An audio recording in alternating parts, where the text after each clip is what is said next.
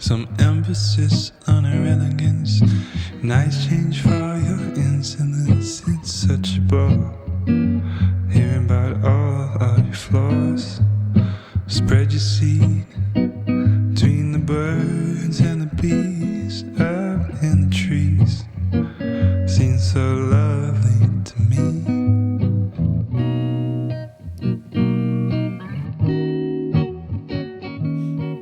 Hello and welcome to the Indie Tea Talk podcast. I'm Adam and this is Kitty, your host for a journey into indie music across the north of England. Tune in as we share a brew with some of the most exciting indie artists around, exploring their unique sounds and creating a space where you can discover your favourite music like never before. And whilst you're here, please show your support by hitting that subscribe button. It's a massive help to us and the amazing artists that we feature. Today on the Indie Tea Talk podcast, we're joined by someone who's been writing music for almost as long as he's been playing guitar. From basement band rehearsals in York to winning centre stage and playing Leeds and Reading Festival, all while still at school, to building a community studio during COVID and now working in sound for TV. Having grown up on grunge, blues, jazz and anything he could get his hands on, and over the years moving between bands, production, live gigs, DJ sets and collaborative projects with friends across York and beyond, and having just released his first solo album with the second one already well underway, we've managed to steal a little bit of his time to tell us all about it. So, please welcome into the studio, Harvey Semple. Hello. Hello. How are you? Yeah, I'm very good. How are you doing? Brilliant. Yeah, really good. Nice. That was a lovely intro. Thank you. Thank you very much. I know, Harvey, you've got a lot under your belt, to be fair. It was fun writing it out. I was like a little trip down memory lane. Yeah, I bet. Yeah. Cute. You did a bit of a deep dive for us. I was like, I read through it and I'm like, yeah, there's a lot to work at here. I don't know which way this interview is going to go. There's a lot of avenues. Yeah. Well, this is it. I mean, you said give as much information as you can, so I told you the full story. Yeah. And yeah, I wish I could tell you what's to come next. Well, that's the beauty of it all, isn't it? I suppose we've all yet to discover that next chapter. But I mean, you're well on the way with it. You're recording your second album, and yeah, for sure. So there's plenty to go at. Yeah. So you said that you wrote your first songs as a kid, basically as soon as you could play guitar. What do you remember at that first time? What kind of made you want to write a song so young? I'm not sure. I think I just learned how to like play a chord, and then I just immediately was like, I'll write something of my own. I was like did bits of like learning some of my favourite songs, but very much just started thinking, okay, I know this.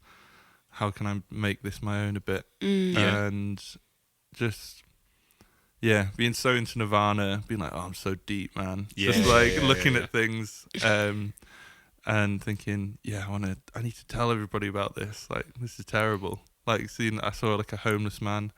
I was like, this is so sad. Like, how old were you when you wrote your first song? I must have been like 10 or 11. Oh. And yeah, like playing it to my mum, she's like, great. But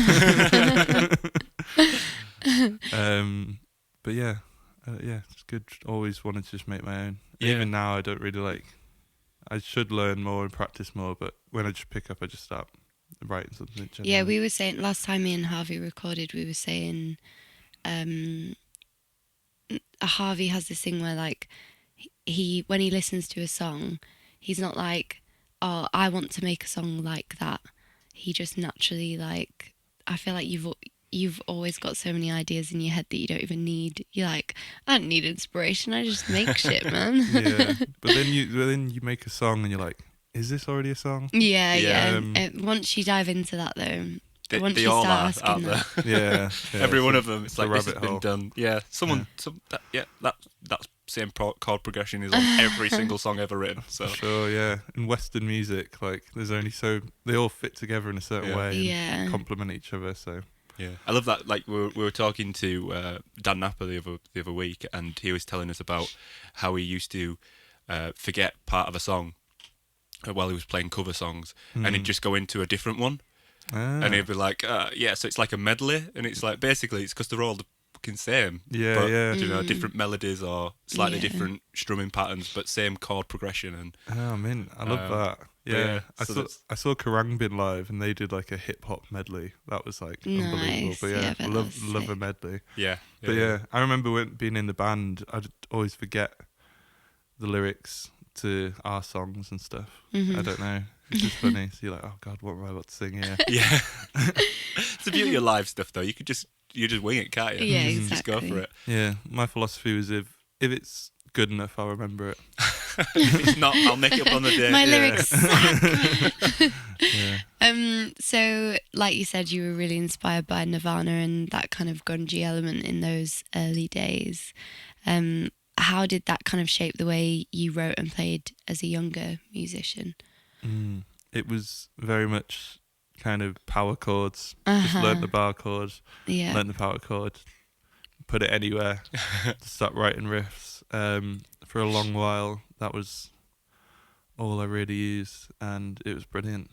I loved it, and I can't even play them now. Like I can't like kind of bar it like I used to, but got so used to that. Always a kind of grunge boy at heart. Yeah. Yeah. Still love it fair. though. Nirvana's still my favourite band for sure. Nice. Absolutely, yeah. You can't Yeah. go wrong, can you? Fucking hell. Yeah, brilliant. So, tell us a little bit about Polar Bears Cafe. So you were 12. Yeah. Yeah? You're Yeah. rehearsing in the basement in York, which is it Micklegate Social now, yeah. And they do events and stuff down there and like kind of parties, and it's always so funny being in there because I just remember being like really little, learning how to write songs like with a band for the first time, with Helgi Clayton McClure. He was brilliant. How did that sort of chapter come about? Like, how did you end up like working as a band, writing in that space? Because that sounds like it's like normally that this is at that age it's something that kind of naturally occurs at schools or at home, but that's kind of an obscure place to be congregating really as in such a young age. Yeah, I can't remember the exact specifics, but I mean we were all friends already, so there was like quite a few of us who were like interested, and then Helgi was doing kind of songwriting like classes, right? Not like courses, but just I remember my mum had been to one, and it was like they were tearing up newspaper and creating songs out of the words, like rearranging them type thing. And she told me about that. I remember hearing about that, and then we were all in the basement with him. But there was like loads of us, and we kind of like went into two bands. It just all happened quite naturally. And we had like the Clowes brothers and Joe Farrow and Jamie Fish, and they're now like the Black Lagoons. And I mean they've been together that whole time. It's amazing, so good. It was a pretty fucking cool era of like York music scene. I can remember that from like being a teenager, and like those bands were like peak. It was brilliant. Yeah, really exciting. I mean, Polar Bear Cafe never went anywhere. We were going to do a gig at Gibson's. That was like building up to it, but I think everyone had way too much stage fright because we used to play at Scott's like family's house. Like we'd have a barbecue, and we'd get set up in the front room. Yeah. And I don't think Scott ever actually performed. It was always like everyone. So it ended up. I think it was just me and Fraser performing every time. Yeah. So it was like, let's do this us two. But yeah, with Noah as well, and then Noah went on and did Glass Traps. Yep, that was a good band too. Another good band. Some good bands. There were some brilliant bands. Yeah, once we got to like kind of later in the teenage years, and we were all gigging together. It was amazing. Like at Fibbers and the Crescent, brilliant. Like I'm so thankful for Joe Coates letting us do that at the Crescent. Yeah, big ups Joe Coates at Crescent. He got absolutely wrecked. Like all these like underage kids, just going wild. It was brilliant, good fun. So obviously talking about the Mallrats, for those listeners that don't know, that's Harvey's teenage band, which were fucking sick actually. But yeah, you guys had done like just a handful of shows before suddenly winning centre stage, and ending up on stages at like Leeds O2, and then Leeds and Reading Festival as well. What did that feel like? Because how old were you then? So I was 14. That's when mad. That came around. Like how... I know. Yeah. I've never really spoken to you guys about this either. No. Like, so it was literally what did you say, your 5th, 6th and 7th gig or something like that? Yeah. So retrospectively, Leeds O2, and then Leeds and Reading, Leeds and then Reading. Was Yeah. It? Yeah, it was. I think we. Yeah, it was bizarre. I think we did Reading first. Oh right. Okay. Okay, yeah. But like it was the same weekend, if you know what I mean. Yeah. They That's the crazy mirror, as don't well, they? like The mirror. such a high. Yeah. But I mean, it was a surreal experience. We'd played at the Duchess twice, like as a free piece, and then me and Fraser before that had done like 2 gigs, but it was like at his sister's 18th, and then once on Bishy Road, just in the car park. Let's. Why in a car park? It was just like they were doing the Bishy Road Street Festival. Yeah. Oh, okay, that makes sense. Yeah, we weren't just like playing in the car Because park. I read that, I was like, stopping all the cars. we played in Bishop Road car park. I'm like, I've also played in Bishy Road car park. It's a thing. it's a thing. Okay, Yeah. It's a good It's a thing. venue. that's cool. good, That's yeah. fine. I am now informed. It's actually where all the professionals play. Oh, okay. No, it's definitely not. Yeah. It was a surreal experience. I got told at the time, I remember getting told at the time, I was the youngest person to have played Leeds and Reading Festival, which was a crazy fact. So I That don't know is if I sick. still am. Yeah. Probably someone's younger than me now, but But you held that title for some period of time, which is amazing, right? yeah. We just, it was Fraser's dad had just seen it, entered us into it, didn't even tell us.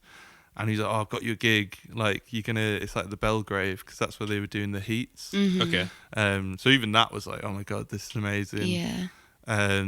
Yeah, because that's a cool venue to play at anyway. Right? Yeah. So- Found out, and it was like, it's a competition, and it was like, oh my God, this is actually like a really big thing. And then like we met all the other bands. And Yeah. Like, oh my God, they were like a lot older than us, like really well rehearsed, like really good at their social medias and done loads of gigs and Yeah. just mint. And then we were like, cool, we'll just play. It's just a gig.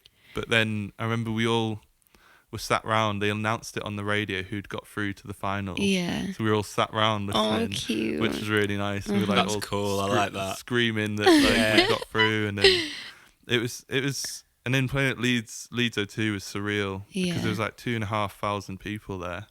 I like that. I really like Leeds O2. It's brilliant. It's a cool venue, innit? I saw Joy Crooks there recently, Nice. and it's like small enough that it doesn't feel. Yeah, exactly. It still feels intimate, but it's also a massive venue. Yeah. That's it, yeah. Because you can see everyone. Yeah. It's just like, and the Cribs were the judges for the final. Yeah, I remember that. Which was Yeah. mad. And yeah, we played, and it was like the room was bouncing, and that was like just surreal enough. And I remember when they said we'd won it, I was just like, I just broke down in tears. Like, I bet, right? They wanted to get us on stage to do this talk, and I was just like blubbering into the microphone. Yeah, it was. That's so cute. Yeah, it was surreal though. But yeah, going back to school after doing that and was so weird. Yeah. My ego was through the roof. Thought I was so cool. Oh, yeah. Sick. Yeah.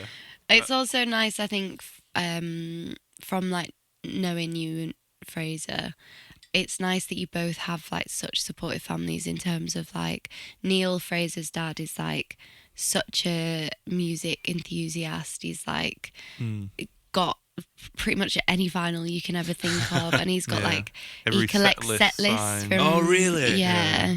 Yeah, I wish I did that, you know. And like Harvey's mum's a creative as well, and it's like I feel like I really felt that as a teenager that you guys had come from a supportive creative background, because like the fact that Neil entered you in that and didn't even say anything is Yeah, he was like the mad. manager. He yeah, was like the yeah. OG manager. Yeah, he'd always wanted to like kind of be in a band and do that kind of Yeah. stuff growing up. Like he's really good at playing guitar. So like when we started doing it, he was like, "Cool, all right, I'm gonna just like push it, like send you Yeah. to gigs, Uh-huh. like do whatever." And yeah, because we were just kids, we had no idea how to get a gig or what to do, but we liked playing, so Yeah. that was fun. And yeah, I think it was growing up with like creative parents. It's like it was never that thing of like, oh, like have a safety backup thing. It was always Yeah, just like, just go if for you it. want to do Yeah. do that, do Yeah. it, like go all in, Yeah. because like they've made careers out of doing creative things that they love. Mm-hmm. So they're just like, yeah, it's doable. You can do it if you just got to work really, really hard. And, Yeah, that's amazing. Which is, stands to, it's proven in point again, isn't it? Yeah. So you've managed to weave a career out of doing something that you love as well. So Yeah. in both, like Yeah, strong creative, family actually. To be fair, well in. Yeah, you just never stop. That's the thing. You just got to keep pushing. Yeah. Keep changing, adapting. Yeah. I think it can be very much like you get your sights set on something like I'm going to be this, and then it doesn't really work out exactly how you thought. And Yeah.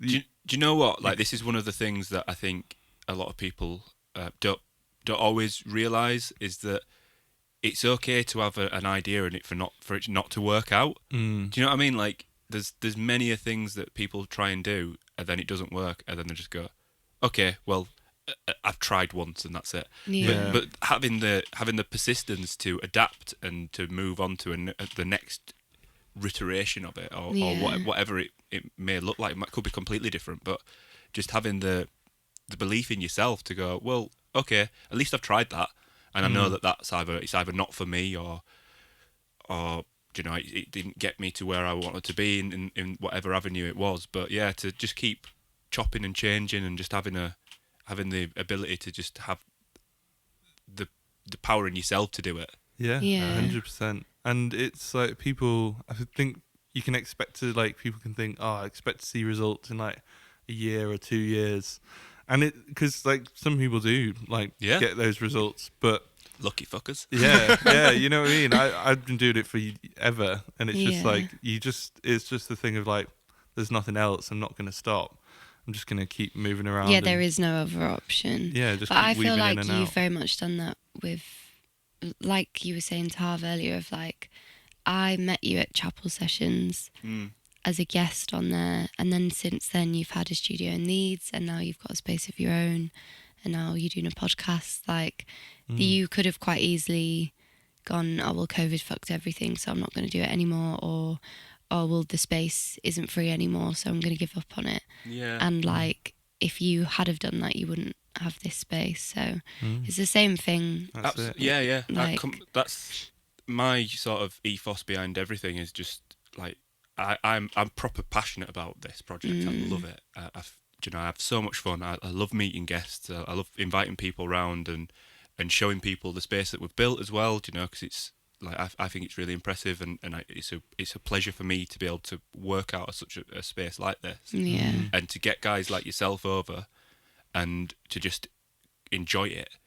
Like, this space is just, essentially it's 4 walls until we put people like you in it, and then it's got something about it, and it's real then. So having done all the other things, it's like I finally got to this bit, and I'm like, oh yeah, so that's what I've been working towards. I didn't know it. Yeah. I didn't know it all that time ago. Yeah, That's it. You've had those studios before, but then you don't realise it's just going to keep getting better every time you try again. And you put in loads of hard work to like make this place what it is. I have massive respect, Adam. Yeah, but it wouldn't. Yeah, but it wouldn't be what it is without you and without George. Like, it's a team thing. It's not a me thing. It's everybody that comes into here makes it what it is. Like, just because I screwed some wood to a wall doesn't make it. Like, it's the thing that we build around it that matters. And it's getting those people in that are passionate as well. Like, and just hearing people's stories. That's what makes this so successful for me. Like, views and whatever and money and all that sort of stuff that you'd like to associate with success is not what I associate with success for this. My success is the like, we come in here on a Sunday and I have the best Sunday, and I spend time with friends, with family, I meet new people, and that is in its own success. And I come out of it feeling fulfilled. And when people watch it and comment and do all the rest of it, that's a bonus. That's great, and I really appreciate that, and thankfully they do, because that's what allows us to keep doing it. But I think ultimately we'd just do it anyway, wouldn't we? Oh yeah. Even if we just turned all the cameras off now, we'd just sit here and we chat about music before we even start anyway, don't we? We've been here for like 4 hours. We've gone through like nearly a full box of tea, and then we've only just turned the cameras on. Like, you know what I mean? So this bit is is great because it allows us to be able to promote you and for you to be able to say, this is what I'm doing, and like come and find me here, come and watch this, and it gives a bit of a backstory as well, doesn't it? Yeah, this is it. I was like really excited you asked me to come on because like get to spend a Sunday in the studio chatting about music and hanging out, drinking cups of tea. Like it's gonna be great. Play some music. Yeah. But I was like, I don't know. Like, what am I promoting? You promoting you, are you? Yeah, that's it. Like, just your music, everything. Like you've just we'll get into that in a bit. But you just released an album, and which is amazing. I've been bopping away to it. It's really chilled and it's got a proper cool vibe to it. Thank you. But we're not at that point yet. I think it's time for the all-important question. It's time for the really important question. The reason why actually we've all turned up. It's about the tea. Damn. So if you or your music were a flavour of tea, what would it be and why? So I brought in today as my flavour. I do like rooibos tea with like honey and milk. Nice. And it's just very soothing. I just find it really soothing. It's high in iron, so it's good for you. Pint of Guinness will go honey's great. Yeah, it's like when you want a Guinness, but you can't have a Guinness. Right. Yeah, that's it. Me and Harvey were having this conversation in the car though. I've never had it with milk. Yeah. So we're gonna have to try that at some point today. Yeah, I've only really had it with milk. So you'll have to try it without milk, and we'll have to try it with milk. Yeah. But the honey really makes it. Yeah. Honey and tea is always good. And how does that relate to your music or yourself? I think it's something I drink a lot whilst I make music. Okay, yeah. And yeah, I've really got into it over the past year or so. Just like I think I describe myself as like, I just like take things on. Like people always like say like, oh, listen to this artist, and you listen by yourself and you're like, it's all right, and you listen with them, and I always understand, and then I understand why they like it, and it makes me enjoy it more. And I think some people I really care for have kind of put me onto this tea. We've had some really nice times drinking it, and it's just like I've adopted that as something I enjoy now. This is exactly why I love this. Right, because that is just another perspective that I've never even considered, and it's so true. People recommending music to you is a completely different experience when you listen to it with them. Yeah. And why have I never noticed that? Like, I love that. I have that with songs I've written. Oh yeah. I have to leave the room when. Oh, so you have the reverse. I can't. Yeah, with songs you've written, it's not. Yeah, I'm more like, even when I'm listening back in the studio, and they're like, "I'll come through and have a listen." I can't like make eye contact with anyone, or I don't know if it's because my music is particularly vulnerable. Yeah, but I have the opposite approach with listening into new music with people. So here for it, love it, because you, like you said, you get that vibe off them.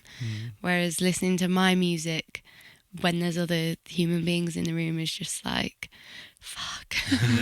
It's weird, isn't it? Yeah, it is. I think, with my music, they're like, oh, it's really good. And it's like, oh, it's terrible. You hate it, don't you? Yeah, of course you do. You're one person, actually, that whenever we do music together, we probably sit for the first 30 minutes and just talk about general life. And then we sit and go, well, what have you been making? And then Harvey will play something, and then I'll play something, and we'll be like, yeah, that's really cool. Oh, you've been doing this kind of thing. You're probably the only person that I do that with, where I actually sit in a room and listen. Yeah, I'd say, same. Yeah, when I play it to you, I don't think... you're just creating. Yeah, but I feel like we're doing it more like pissing around. Right. Yeah, we're never over. So you've changed the dynamic of the. Yeah, he has changed the dynamic. Congrats, Harvey. Well done. Right, it's time to jump into your first live session. Do you want to tell us what you're going to be performing and a little bit about it? The first song I'm going to perform is called "Howling at the Moon." And intense. Yeah, it was just had a full moon as well, like 2 days ago. We have just had it, yeah. It was a very intense experience that I'm writing about, and just kind of it was a really intense time, and just kind of feeling quite unsure of yourself Mm-hmm. and getting quite lost. Mm-hmm. Is kind of what it's about, but then learning a lot from that Right. is kind of what the song's about. Exciting. Let's give it a listen. Cool.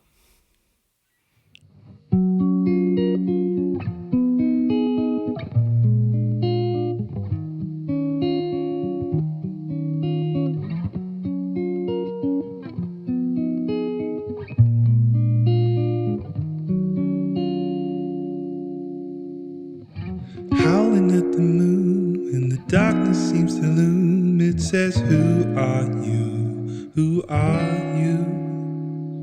Shoo me up and spit me out. Spin me round the world and back. I wanna know if this feeling flows both ways. Nothing's stopping in my brain. Will it be the same? Everybody's laughing now. I can't seem to ask you how I got here. I got here, so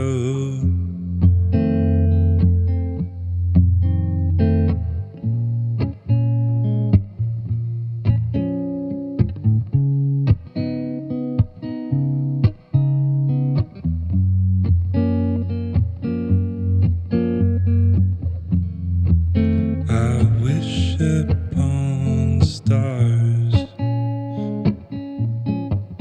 because I love the way you are. And there comes a time when we all must learn and grow. Cause won't ask you what you know. So I wish upon the stars, because I love the way you are. And there comes a time when we all must learn and grow. And I promise to not ask you what you know.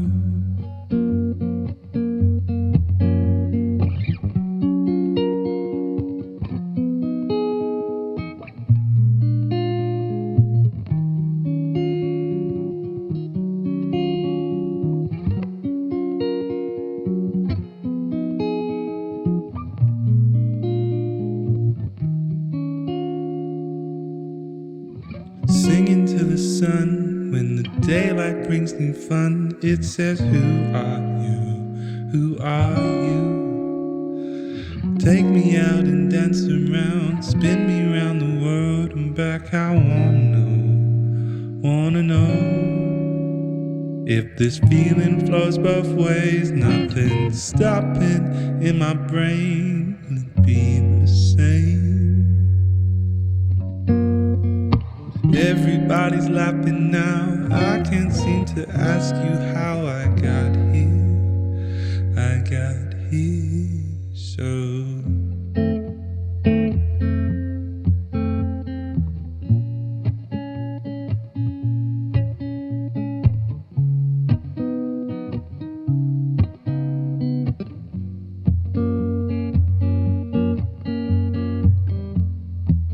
I wish upon the stars. I love the way you are.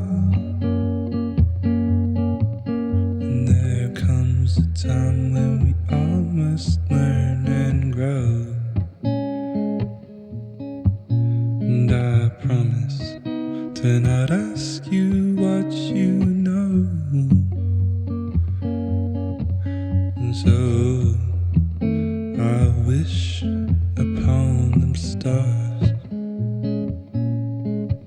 because I love the way you are. And there comes a time when we all must learn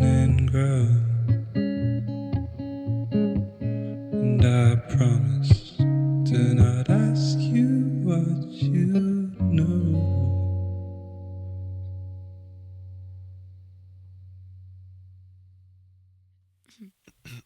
So you went on to study music production in Leeds at Leeds College of Music.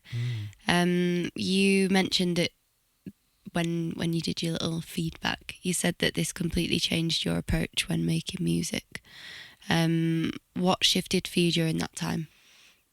Well, I'd come from like regularly gigging with my band, playing grunge music, and all of a sudden, I was at this uni with like all these people who are like amazing jazz musicians and stuff. Yeah.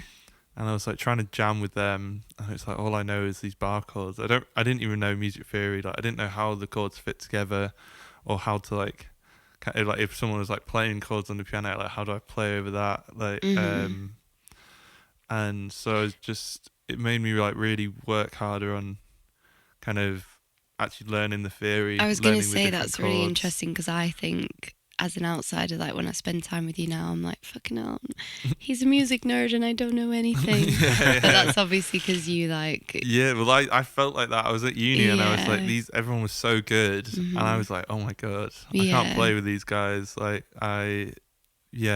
so I was like, I just need to work on it by myself. Yes, you just learnt it. Fair. Get to the point. And I don't think it was until like towards the very end or after uni when I actually kind of cracked it a bit. So, but I didn't actually manage. I just wanted to get another band going. That was kind of the whole idea Yeah. of going to uni, meet more musicians. So I'd try, and it just never really happened, which is a shame. But I think it was, just all got quite technical, and like all about like recording it, and everything was I was just always like sat in front of a computer writing songs straight into the computer, rather than like writing them just sat with my guitar. It was, oh, how's this going to sound in Logic? Yeah. It was just How's always about that. It becomes a part of a bigger picture, as opposed to like when you just writing with a guitar, and that is the full picture, isn't it? For that duration of that demo, or wherever it goes further than that. But to begin with, it's you, a guitar and vocals. Yeah, this is it. But when you start writing, and like it's like writing production sort of thing, isn't it? And you build in a demo, you're building layers. It's a completely different beast almost, isn't it? Yeah. It's so different, and I think it creates such different things. Like, I was saying that to someone recently, that I've started writing again on a nylon string, which I've not played a nylon string since I was probably like 17. And when you do kind of, I guess you just start to write like your teenage self again, and then you're like, actually playing guitar is really nice, or not having to think about what is this going to sound like through a microphone, or what kind of room do I need to be in, or am I playing the right tone, or like when it's a nylon string and yourself in a room, it's writing's quite natural. It's quite nice. Yeah, it is what it is. But it's also well fun, like when me and Harvey record and we've got like crazy 808s and all sorts of shit going on. Yeah. It just creates a very different thing, I think. Yeah, it does. And I think I've tried to get back to that in more recent years, of just like writing with my guitar and just thinking, this doesn't need to go into a computer. Yeah. This is just me and the guitar. And even more recently, playing with Fraser again and getting, who was the drummer for Mallrats, getting out like my fuzz pedals out. Yeah, nice. And kind of writing like that again, which is like start shouting random stuff and then see what sticks. Yeah. And I think, but it was a great time, and I learnt so much, and I learnt about how you can like just make a demo on the computer, just throwing ideas in, but then you can like take the best parts of that, and then you can make a real song out of it. Which it's quite a laborious way of writing, really. But it's wielded some really good results. and yeah, kind of we did like taste the goodbye. Yeah. Which no one will know about yet, but The secret song. yeah. Yeah. So during COVID, you helped set up Scrub Studio, which was a community interest company, building a working recording space in a repurposed school. What kind of made you want to take on something like that at that moment in time? So I was in my third year of university at the Leeds College of Music, and me and my mate were like, what are we going to do?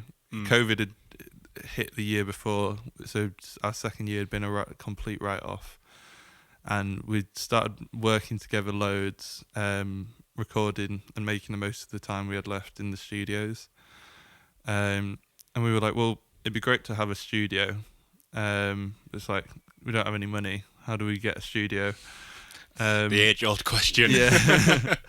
And it was at the time like all this stuff, like the government were putting out these campaigns, which was like rethink, reskill, retrain, and all this, like just getting people to not be in the creative industries for some reason, just because they are like that. And we were like, well, we're not going to do that, and we want to get a studio, and we kind of came up with the concept where we could become a community interest company, and we could like help people by offering recordings to them for no cost. Basically people that hadn't had the chance to record or didn't have access to that kind of thing, or which is funds to hard. do it. Like studio time is expensive. It is hard to get, and you have to be willing to take yourself seriously enough to pay for studio time. Oh yeah, absolutely. Which then it's a big is investment, just, isn't it? Yeah. Yeah, this is it. And then it was, so we did like some recording sessions just in our front room as like promotional things. We did like Scrubs Live, which was really good fun. Like we had a day, I don't know how many artists we had in, maybe like 4 or 5 like throughout the day, and just like had it kitted out, got some videographers in, and it was a midday, really, really good fun. I think the first band we had in were called State of Satyr, and they were like a 7 or 8 piece dub band. Wow, Which that's was a sick. crazy way to start the day. Nice. Yeah. That is certainly not how I would have started the day. It was funny. We did it really backwards, and like the last guy was like an acoustic act. That's quite nice though, because then at the end you're like, right, we've not got loads of shit to pack away. Yeah. But that was really good fun, and we had those videos and recordings, and then we basically, through doing this program, we created this program where people could apply, and we had like a little questionnaire or whatever, find out about the people, and we'd like pick a couple to like record throughout the year for free. And yeah, it was great. We applied for like funding to like actually get the money to kind of like buy the materials to build the studio. Yeah. Managed to acquire a decent amount, and then we teamed up with Scrapyard Studios and went to this school in Bootle, which is all part of this movement of regenerating Bootle, which is going through its own hard times with the council just neglecting it, and Which is Liverpool for reference. Yeah, and wanted to just build housing and gentrify the area. And it was great. There was like loads of other different community interest companies in there. Like next door, we had Sue, who was doing like pottery, and she was so lovely. And then there was like a dance studio, and there was like a pub over the road, which was like the main hub of it all. Right. And they do like little festivals and things like that. And it was a really, really nice community. It sounds great. There. Yeah, it sounds like a proper creative space. Yeah. And we got in, it was like a full-on classroom, like tables and chairs, whiteboards, and just like completely kitted it out. Yeah. And it was great, yeah. Really good fun. Loved And it. Harvey was saying earlier, off the record, that it's still going, which is really cool. Yeah, if anyone wants Like, to record. It's still a thing. I don't know the full details anymore. I don't know if the program's still going, but the studio's there and it's still running. And yeah, we were offering subsidised recording for people like artists who were gigging and actually kind of were more solid. Yeah. It was like we were doing like £100 a day, which is for, like with mixing and everything. Yeah, yeah, Wow, definitely. It was very cheap. I don't know if he's still doing that because that was unbelievably cheap for the amount of work we were putting in. Yeah. But yeah, it was great. It's a full-on working studio. You should check it out. Very cool. Scrib Studio. Yeah, absolutely. So eventually you moved back to York and started working in sound for film and TV. What brought you back to York, and how did you settle to find that new kind of path? Because I guess it's quite different to what you were doing at uni. Yeah, it's a really weird one. I kind of decided like I really enjoyed the time setting up Scrib Studios, but I was feeling like I want to do something for myself now, and so I just moved home, and they just had a good course at York Uni for film and TV, like a 1-year course. Like, oh, that's cool. I'll do that. And yeah, just been working in it since. It kind of like all lined up, felt absolutely perfect. Yeah, and nice. it's just that thing of like you never know what's going to be next. Yeah. And the weird thing is I did this course, and when the course ended, I went to my mate Mickey Dale's gig. He was playing a gig in York, and there was a guy, Al Palin, who was there, who Mickey records as well, who I'd recorded ages ago when I was at uni, and like going over to Mickey's because Mickey had recorded our band, and then when I got into recording, I'd come and help him out. Right. And anyway, Al Palin was a boom operator at Emmerdale, and then I just was at this gig. I was like, oh mate, I've just done this course like in film and TV sound, and he kind of got me in at Coronation Street, took me over to Emmerdale, and yeah. And the rest is The rest history. has been there ever since. Now you're an It's great. Emmerdale queen. Yeah, Getting fed full English breakfast. Yeah. They're treated like royalty. yeah. Emmerdale get treated really well. with it. Yeah. Yeah. Harvey Better was than- telling me about the breakfast the other day. It sounds mint. It's I'm bang gonna with show. the- I'm gonna show up with a high vis on. Yeah. Hope that they give Do you reckon if me and Kitty breakfast. just rocked up with our visitors, we could eat lush breakfast with you?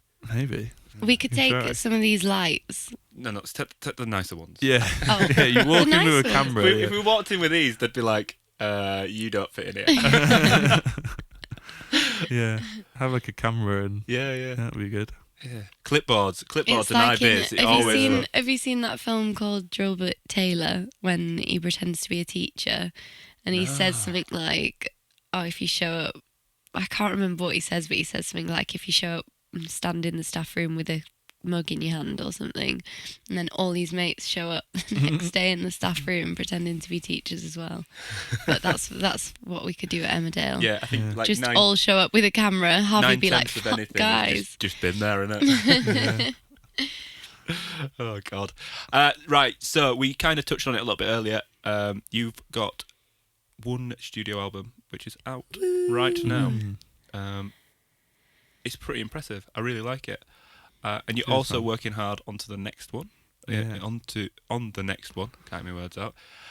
What's pushed you to start releasing your own music in this kind of new direction? Because it's different. It's not grunge, is it? No, it's not grunge. It's not very grunge at far all. from grunge. Yeah, it's a big leap.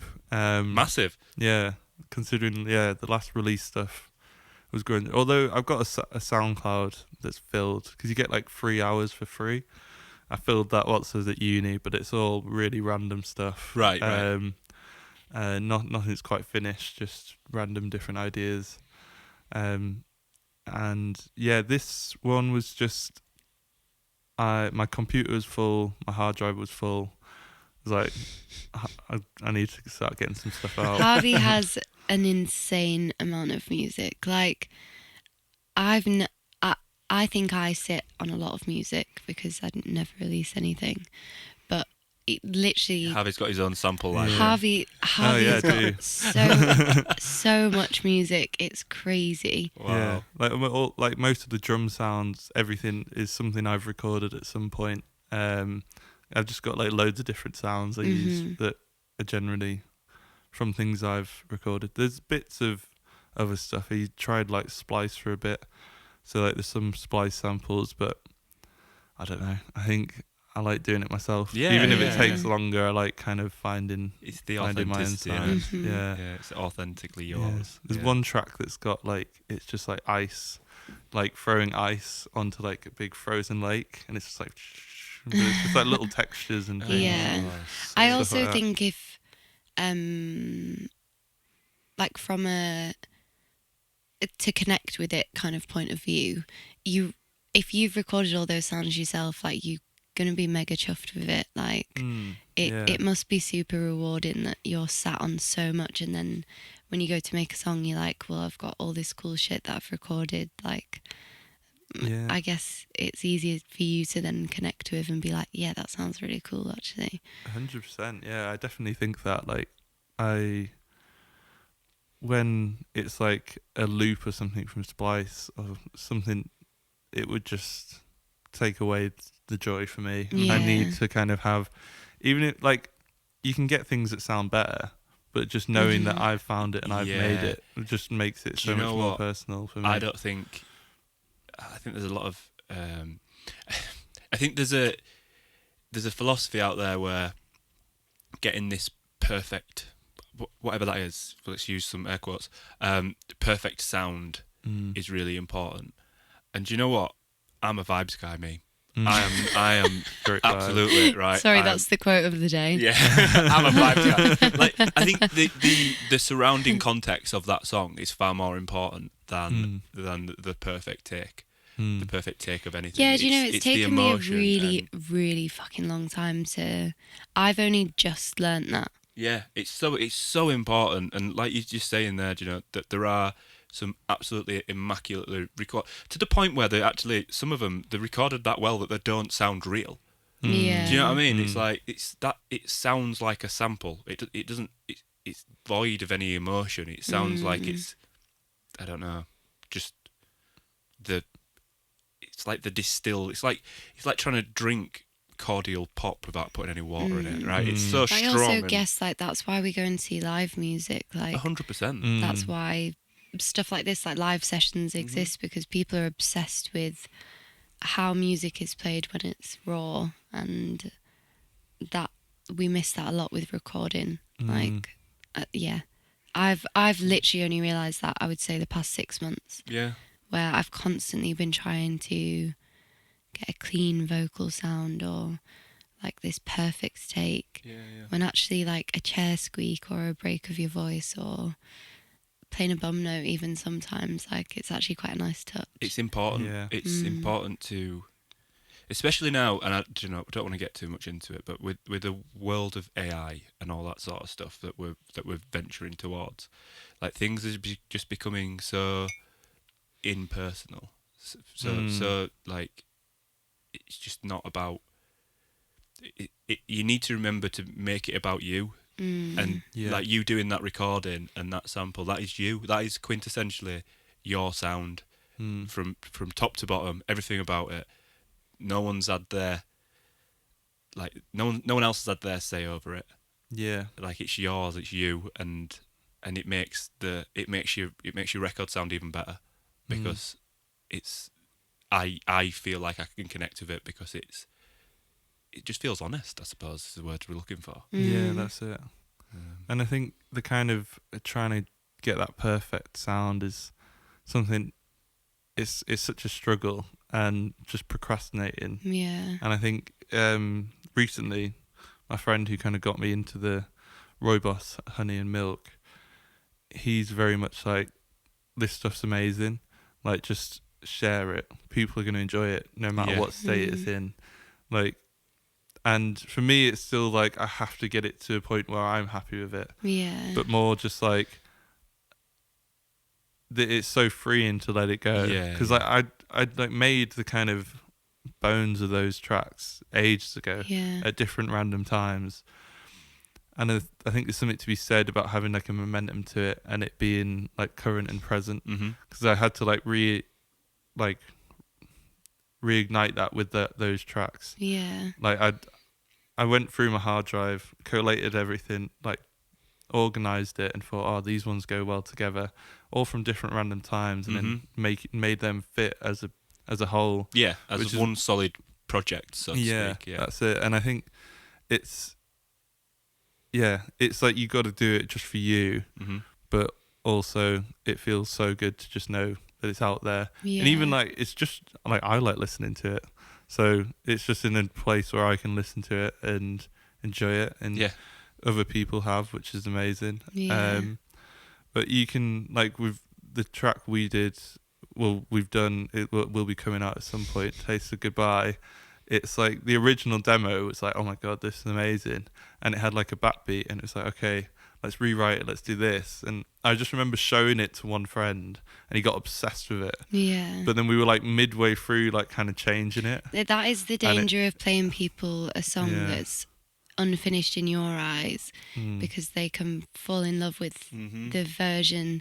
There's like a voice memo of a song that I've written recently that I sent to Noah, who again grew up in York in a band called the Glass Traps, and he replied and was like, don't change it at all, this recording's amazing. And it's scary, isn't it? Because then the song that Harv and I have done, there must be like 5 different versions, and they're the ones that I've heard, let alone what you've made. And you just get obsessed with like, oh well, maybe we could try this, or we could change this bass line, or actually I don't like how that vocal take ends on the final breath, and you can delve into stuff so deep when actually listening to the original Taste of Goodbye, like, it's pretty fucking cool. It has got vibes about it, and it's hard, isn't it? Because you just fall into that, like, But mad respect for you actually releasing something, because Harvey and I have had this conversation a lot. Where about perfection and releasing music and the pressure of releasing music, and everyone telling you all the time that you need to release music. But I think you've done it when you're ready, and that's pretty cool. That's it. And now it's just like, just trying my hardest not to make anything new, not add to the pile, and just use the pile. Clean out my dirty laundry, and then I can start getting some. That's new all clothes. These albums are, just a bit of dirty laundry. I need somewhere to store this that's not on my hard drive. I will release it. And Spotify can store it for me. And there's like parts, like I went through my hard drive. It's like there's a lot of bits that it's like they're not worth kind of going back to, but there was so much on there. It's like, this is good, and I played them a lot of it at DJ sets and stuff, and people have always really liked it. And I'm like, oh, what's this? It's like, oh, I've made it all. I'm like, what? You made all of this? It's like, like 3-hour-long sets, just of me DJing my tunes. That's sick. And it was really weird. One time, I turned up and they didn't have. It was like I'd brought a USB. And they kind of had no USB port. I don't really know how they were doing it, but I was used to plugging in CDJs, and they just had this little controller. And I was like, all right, well, give me a second. I'll just like go on my computer and like make a mix, and then we can just play it and listen to it. And it was like a kind of dinner time slot, so everyone was just kind of like hanging out, having some food, and just sat around, and I just put this mix on. It was really weird because there was no DJ, but everyone was like kind of sat there like looking and like at the kind of stage area. And I was just sat in the crowd with everyone. It was just so surreal. So you were watching your own set? Yeah. It was a really surreal experience. Like watching everyone react to my music. That's literally my worst fucking nightmare. Could you imagine? Oh my god, I'd crumble. Yeah, it was really funny. Like being next to them though, and like, who is this? Like, where's this music coming from? And like, I don't know. What do you think? Is it all right? What do you think of this guy? But it was a great experience, and I think it's the past year it's just like let it go, which is the name of one of the songs actually. Not from Frozen. Not from that's Let It Snow, isn't it? It's Let It Go. Was it Let It Go? Yeah. Oh damn. Sorry. Did you say Let It Snow? Yeah. I think that is a song, that's but that's a Christmas song. That's not the Frozen one. Oh well. Well, it's a good message anyway. Exactly. You gotta let it go, shake it up. You gotta let it snow, you gotta let it go. So I think it's just coming to terms with that, and just yeah, you just got to put the work in though. Like I worked so hard to get that out. Yeah. And I kind of had a release plan. I was like, I've got so much. I was like, I'll do one each month for like a year, and then I'll be kind of clear. But it's not worked out like that at all. Like, you forget how busy life is. Do a 12-hour shift. I'm not coming home and putting my headphones back on and starting to mix. So yeah, absolutely. Right, it's time to jump into your second live session. Cool. Do you want to tell us what you're going to be performing and a little bit about it? So this one I'm going to be performing is called Daisy's Chain. Kind of like a play on the word, like the saying, like kind of making a daisies chain, and just kind of thinking about like the beauty of like a flower and creating it into something that's kind of like, it's like dying, but it's kind of... I've never thought that daisy chains are dying. That's kind of sad. I know, it's quite... I don't know why, but I've had that idea, and just about kind of letting things be and letting them be for like how beautiful they are, type thing. Oh, lovely. Nice. Right, let's give it a listen.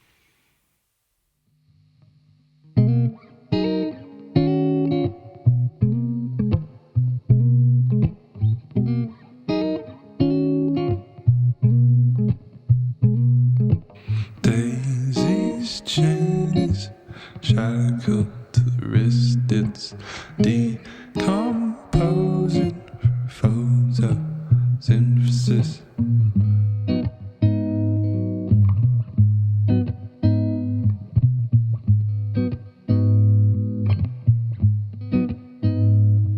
Some emphasis on her elegance, nice change for your insolence. It's such a bore, hearing about all of your flaws. Spread your seed between the birds and the bees up in the trees. Seems so lovely to me.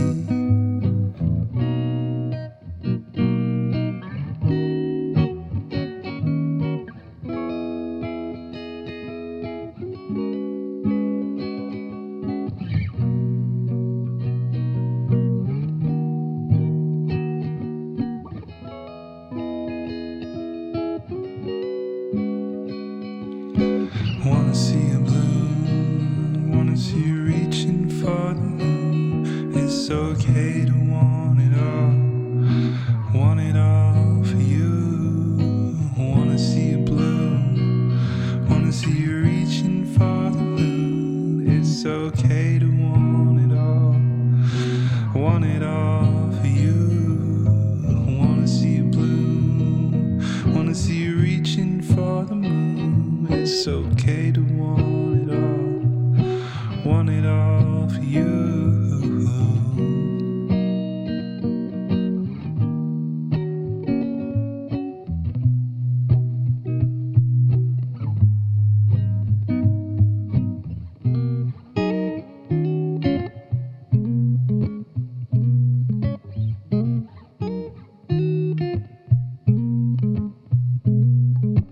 Daisy's chain is to the wrist, it's decomposing photosynthesis.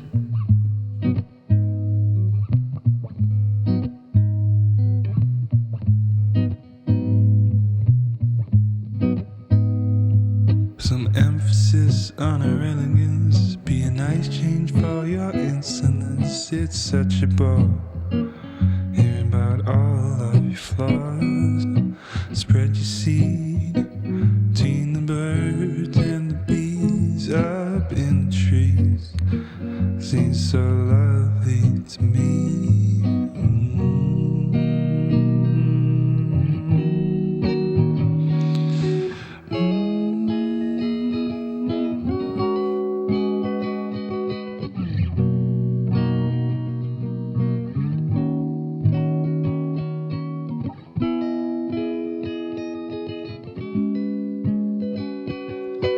Wanna see you bloom, wanna see you reaching for the moon. It's okay to want it all for you.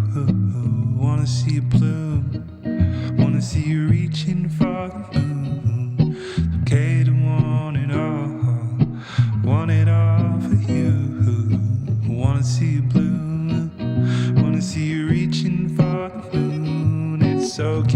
want it all.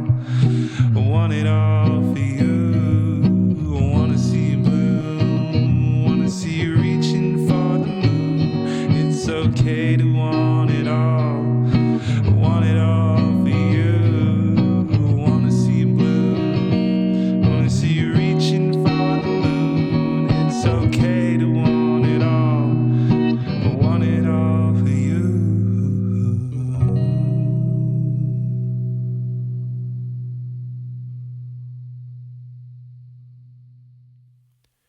So you've made it all the way through to the quickfire section. Nice. Congrats. So I get a congrats. prize. Yeah, you do. We get Nice. to ask you a load of questions which we expect you to answer very quickly, which you probably won't. Okay, cool.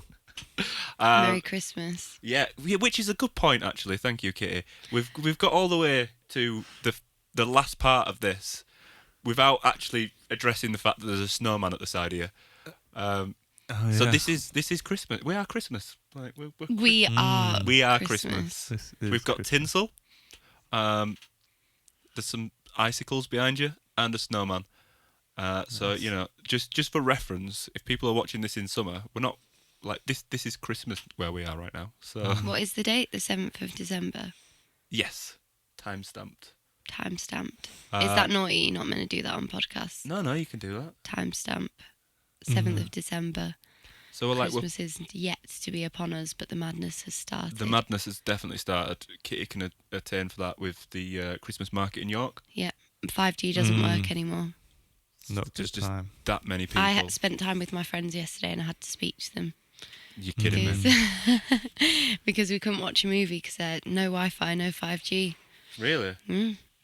I had to We go down played the catch. shambles the other day. It was not good. It was a shambles. It was a shambles. Yeah. It was a shambles. But yeah, Merry Christmas, everyone. Merry Christmas, everybody. Yes. Merry Christmas. Anyway, back to the point at hand. What is one song that you could wish you could erase from your brain, just so you could hear it again for the first time? Ooh, Adam, that is a beautiful question. that's a really good question. I try to my predecessor to this question was which song would you erase from history? But I like this one better. Yeah, I like it better. So you could hear it for the first time. I think that a lot. So you must have an answer to this then. Well, I think it about a lot of songs. Oh so right, it's- okay. It's a hard question.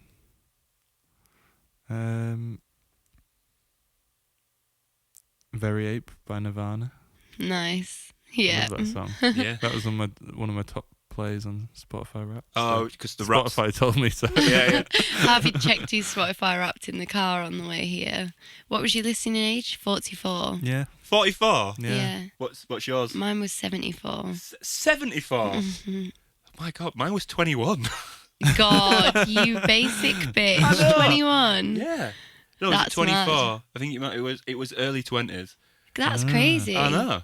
That is crazy. Because I don't feel like I listen to but I listen to a lot of artists that come on the podcast. I guess. So it's more current, I suppose. Yeah, because it's from its release date. It's not like what's popular. It does it from release date. So if you're only listening to stuff that like has been released in 2018, 2019, Yeah. then I guess that your listening age will be younger. Mm. That's crazy. Madness.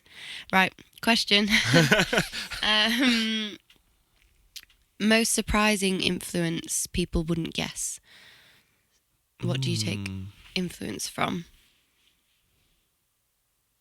If you say Nirvana now, I'm going to have to come in there. Surprise! Well, I suppose Nirvana isn't a current reference for you, is it, though? No, Um, but a surprising influence. It's another hard one. this is where the quickfire aspect falls down, isn't it? Yeah. Well, These are really you shouldn't hard ask questions such to answer difficult quickly. questions. Yeah, but they're interesting, though. Yeah. And it has to be music. Yeah. No. Just anything. Well, yeah, where's your influence? Um, I suppose if it wasn't Well, music, Harvey- it'd be much Painting. less. Painting. Yeah. Like Get you inspired painting, by or, painting. Yeah. or painting other people's paintings, or Both. Both. Yeah. Both. Yeah. Just painting. Nice, I like that. Yeah. one album that you can play front to back without skipping. I was listening to The Witches album, Annabelle Dreamweaver. Nice, yeah. Unbelievable album. I can't say I've actually listened to that as a full album. No. Every tune is so good. Nice, I'm going to have to do that. Maybe we can do that on the car journey back. Honestly, it's a good, like, that's an album. Nice. Yeah. That's an album and a half. Do you know what's really funny is I asked this question. I know, and I thought you'd read it. Well, I did read it, but I asked this question all the time. But then we were also talking about, I was thinking Harvey's not read it, and he was talking about the... Well, let's see what his answer is, and let's not spoil the fun. If you could have a superpower to help with your music, what would it be? Should we give the backstory to what you were talking about? Yeah, well, so I ask people all the time. Basically, I'm a child, and I ask people all the time that if they could have a superpower, what would it be? Just because I think it's fun. However, earlier on, Harvey mentioned about he did an interview with one of his mate's sisters in London, and one of the questions was if you could have choose liquid to come out of your fingers, what would you choose? And I didn't realise you could have different ones, so I said Guinness. But then we were saying Guinness from all 5 fingers would be pretty sick. Could pull 5 pints at once. Yeah. Or you could have, like, you and 4 of your friends suckling from your finger at the same time. Yeah. Rough. That is If there's no rough. glasses, it's what it's got to be done, isn't it? Sorry, So anyway, but yeah, if you could have a superpower to help with your music, what would it be? Probably being able to pour Guinness from my fingers. And then everyone would be too drunk to listen to my music, and they'd think it was fantastic all the time. By the sounds of it, what you could actually do with is like a USB stick on each finger, so that you could have mad storage. Yeah, that would be good. Like, it just like my hand's a hard drive. Yeah. A couple of SSD cards on each finger. Yeah. Harvey hard drive. Got like all just like your fingers can turn into cables, because you're always like, oh, I need that kind of cable. Oh yeah, I like and that one. you like seen it when you didn't need it. This random and then when adapter. you need it, it's never there. Yeah. If you could just like be like, turn your finger into any cable. Yep, I like that. And, like, You'd be limited where you could go, wouldn't you? and you wouldn't really be able to do anything afterwards. You'd need Mr. Tickle Arms as well. Yeah, you would, absolutely. But yeah, I mean, I always get asked, it's like, oh, if you could play any instrument, what would it be as well? I guess that's like just like knowing What how would to it be? play all of the instruments to like a kind of amazing jazz level would be unbelievable. Not a big ask at all. No, not a big ass. No. If you could play any instrument, what would it be? All of them. All of them very Yeah. well. I'd love to like, I just think it'd be mint to have some kind of like woodwind or brass instrument, just Yeah. like to do those like top lines when you I'd like to be able to play flute. I quite Mm. often think, oh, do you know, a flute would sound lovely on this. yeah. It'd be Can't brilliant. fucking... Just get one and have a go. You might surprise Yeah. yourself. Yeah, sure I you can could pick it vaguely up. play the tin whistle. Nice. Just saying. That's half the way there. Right, it's time to jump into a bit of selling yourself now. So we want to know where people can find you. Where do we find your latest album? Where do we look for upcoming content and stuff like that? Cool. So, latest album is on all streaming platforms. I've only checked Spotify, but I'm sure it is on all of them. I think it's at the other ones, yeah. Distro Kid told me it would be on all of them, so I'd taken their word for it. But yeah, definitely on Spotify. And then I kind of do all my promoting and just be myself on Instagram as much as I can. So I guess that's where you'd hear about upcoming things. Although it's kind of just compilations of my life, really, bits and bobs. I like that though. Personable. I've had this conversation about someone of, do you set up a business Instagram or do you use your personal as your business Instagram? But I quite like that artists just share shit about themselves all the time. Yeah. I quite like that you've not got a different one. for that. This was the thing. It's like, do I have a name? Like, do I like create a pseudonym to go under, Yeah. or am I just? Is it just Harvey Semple? Like, Uh-huh. 'cause it's just me doing it. But a lot of like producers would have a name and things, but Nope. no, it's just me. Harvey Hard Drive. Harvey Hard Drive or Semple Sounds. Yeah. Yeah. Semple Sounds, yeah. Amazing. Well, thank you ever so much for coming over today. We've had an absolute blast. That kind of wraps up another episode of Indie Tea Talk. If you would like to find Harvey's latest album, it's head over to Spotify. We'll drop a link below. You can find it in its full glory. And follow Harvey on Instagram at Harvey_Semple. Again, that'll be down below, so you can just click on that link, nice and easy. But yeah, thanks again for coming. Thank you. Until next time. And Merry Christmas. Merry Christmas. Yay. Yay. Yeah, thank you very much. It's been a really good time. Brilliant. Thank you. Cheers.